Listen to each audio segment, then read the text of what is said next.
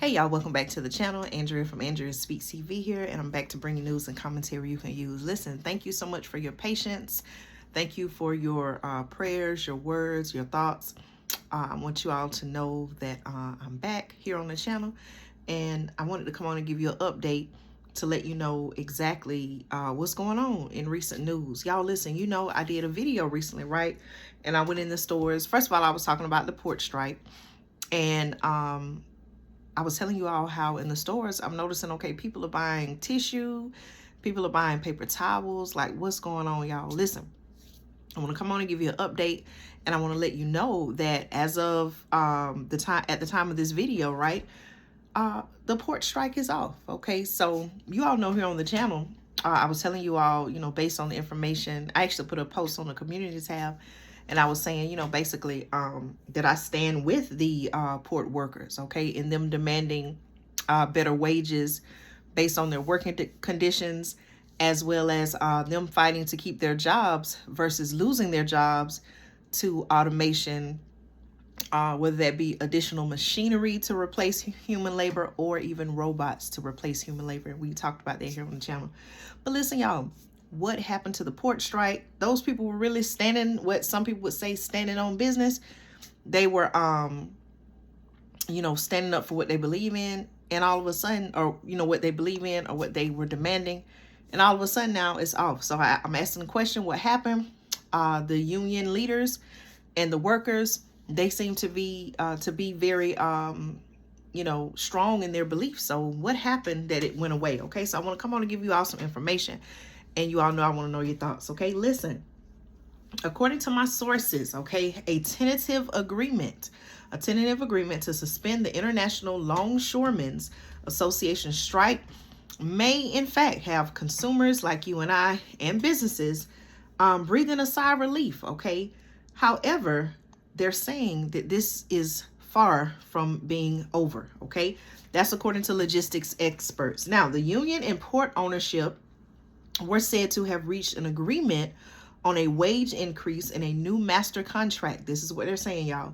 But port automation, okay, what I just talked about, y'all, the whether it's adding additional machinery or replacing the human labor with robots, they're saying that that remains a critical issue to hammer out in the tentative deal, and is not going to be an easy part of negotiations. Okay, now in a statement on Friday, the ILA, short for International Longshoremen's Association, said it wants to tighten the language related to the use of automation at ports. And I quote, automation will continue to be an issue that will be worked out and is being worked out in this contract, the ILA stated. Okay, they went on to further say, and I quote, the ILA negotiated restrictions on automation and semi-automation in the last contract. The ILA just wants to tighten the language that no automation means no automation. Okay, share your thoughts on that, y'all.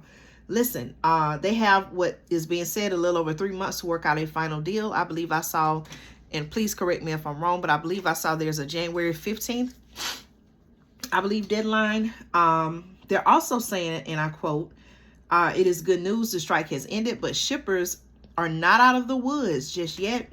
It is only a tentative agreement, and automation at ports will remain a major stumbling block. Okay, that's according to Peter Sand, who is the chief shipping analyst at supply chain intelligence firm Zanetta. Okay, he also went on to say, and I quote, now they have just 100 days to reach an agreement. Otherwise, we will see further strike action. Okay, so again, y'all, let me know your thoughts on that. Here is further comments on automation.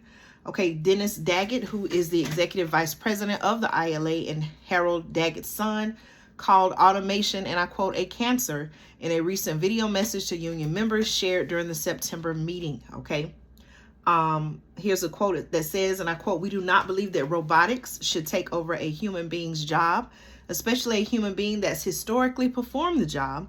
So we're going to continue to fight that from now to the rest of our existence. It doesn't matter if they pay us $100 an hour. We will not have jobs in the future. Okay, that is what he told union members. Okay, so again, y'all, what are your thoughts on this? Some people are very concerned.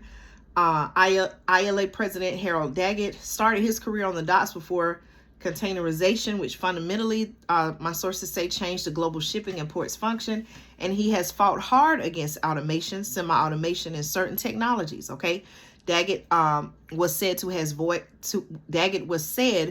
have voiced his opposition to cameras positioned at the ports and roads monitoring trucks. Okay, he also went on to say, and I quote, in the September video, I quote, "I'm against this big brother. I'm against all that. A man can't even breathe without a camera looking at him," he said. Okay, and he also said, and I quote, "That's not right." Okay, he also called semi-automation, and I quote, "a back avenue into automation," but he did not say that when it comes to some technology, I'm sorry, and let me say this again, but he did say that when it comes to some technology, and I quote, "we get more work done with computers and we have doubled the cargo." Okay.